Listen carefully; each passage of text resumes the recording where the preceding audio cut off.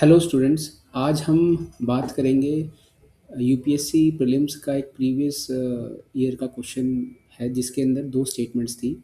पहली स्टेटमेंट थी कि the atmosphere is heated more by incoming solar radiation than by terrestrial radiation, and there was second statement, carbon dioxide and other green house gases in the atmosphere are good absorbers of long wave radiation.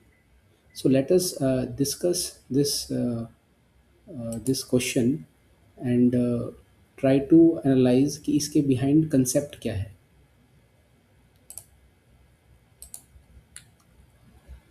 So at the heart of the question, there are two competing ideas.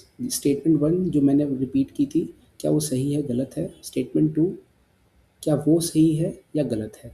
So let us investigate each statement to find the truth. जब हम first statement की बात करते हैं, so it is a top down heating idea. इसका मतलब है कि फर्स्ट स्टेटमेंट कह रही है कि our atmosphere is heated directly by the sun rays passing through it. It seems intuitive that sun is hot and the energy travels through the atmosphere to reach us. But this is where most of the heating actually, but is this the real thing? Is this the where most of the heating actually happens? Let us examine. सबसे पहले हमें distinguish करना होगा. There are two kinds of energy. ठीक है. There are two kinds of waves, short waves and long waves. And there are two types of radiation, solar radiation and terrestrial radiation.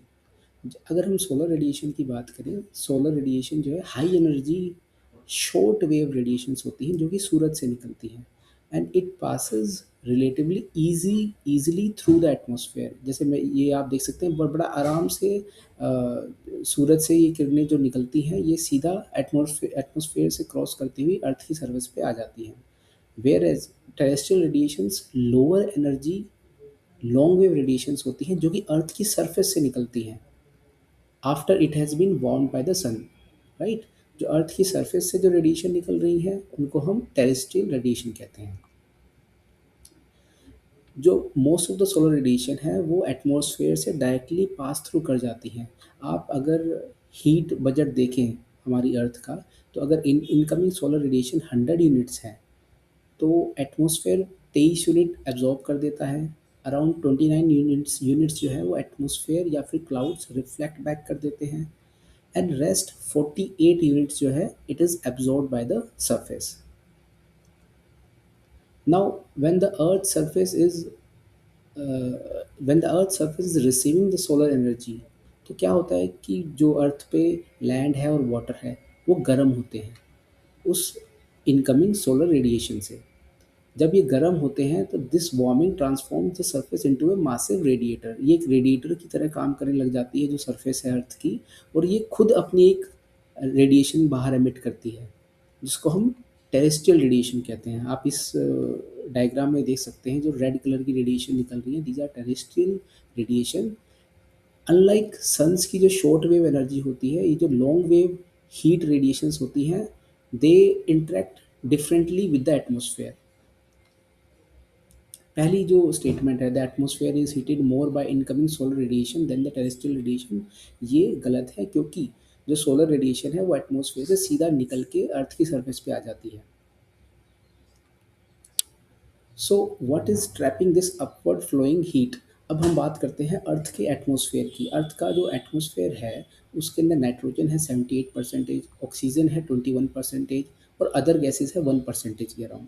उस 1% के अंदर ही ग्रीन हाउस गैसेज हैं जैसे कि carbon dioxide, methane, water vapour and nitrous oxide. So the answer to our question lies in the specific composition of the atmosphere. While mostly nitrogen and oxygen they are there, but there are also some gases which are greenhouse gases which are present in the atmosphere. So these greenhouse gases act like an insulating blanket. इस diagram को मैं आपको तसल्ली से समझाता हूँ. देखिए यहाँ पर आपको अर्थ की रेडिएशन, अर्थ की सरफेस से रेडिएशन निकलती हुई दिख रही है. These are outgoing radiations. जब ये रेडिएशन निकल रही है तो जो ग्रीन हाउस गैस की जो लेयर है, कार्बन डाइऑक्साइड, मीथेन, वाटर और नाइट्रस ऑक्साइड की जो लेयर है, ये एटमॉस्फेयर की लेयर इसको कुछ एब्जॉर्ब कर लेती है, राइट, और फिर वापस रिमिट बैक कर देती है। दीज गैसेज दे अलाउ जो शॉर्ट वेव, सन सूरज से जो शॉर्ट वेव रेडिएशन आ रही है जो कि इस डायग्राम के अंदर नहीं है, ये जो एटमो ग्रीन हाउस गैसेज हैं ये उन रेडिएशंस को तो अंदर आने देती हैं, लेकिन जो लॉन्ग वेव रेडिएशंस हैं उनको ये एब्जॉर्ब कर लेती हैं। तो जब ये इनको एब्जॉर्ब करती हैं तो एब्जॉर्ब करने के बाद इन रेडिएशन को री रेडिएट भी करती हैं। जब ये री रेडिएट होता है, जैसे ये री रेडिएट हो रहा है, तो री रेडिएट होने से गर्मी होती है। This creates warming in the earth. अगर ये लेयर ग्रीन हाउस गैस की ना होती तो अर्थ बड़ी ठंडी होती। जो भी बाहर से सूरज की लाइट आ रही है वो जैसे ही आती, और अगर एटमॉस्फेयर ना होता तो जो अर्थ से जो टेरेस्ट्रियल रेडिएशन निकल रही है वो बाहर चली जाती और अर्थ फॉर्म नहीं होता, और अर्थ पे कोई भी प्लांट्स, फ्लोरा, फोना, एनिमल्स कोई भी सर्वाइव नहीं कर पाते। Now, about the second statement that carbon dioxide and other greenhouse gases in the atmosphere are good absorbers of long wave radiation, ये statement correct है. This is the fundamental principle of the greenhouse gas effect, greenhouse effect. The ability of gases like carbon dioxide to absorb long wave terrestrial radiation is what keeps our planet warm enough to support life. सो इस पूरा जो मैंने आपको explanation दिया इसको मैं अगर एक कंप्लीट पिक्चर में आपको एक्सप्लेन करूँ तो ये सोलर रेडिएशन आ रही हैं।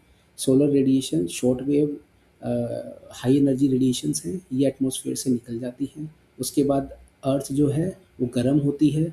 जब अर्थ की सरफेस गर्म होती है तो उससे टेरेस्ट्रियल रेडिएशन निकलती है जो कि एटमॉस्फेयर में जो ग्रीन हाउस गैस की जो ये लेयर है, जो परत है, ये एब्जॉर्ब करती है। ये जब एब्जॉर्ब करती है तो ये खुद रेडिएशन एमिट करती है जिससे कि हमारा अर्थ की वार्मिंग होती है। So the correct answer is that statement one is incorrect but statement two is correct.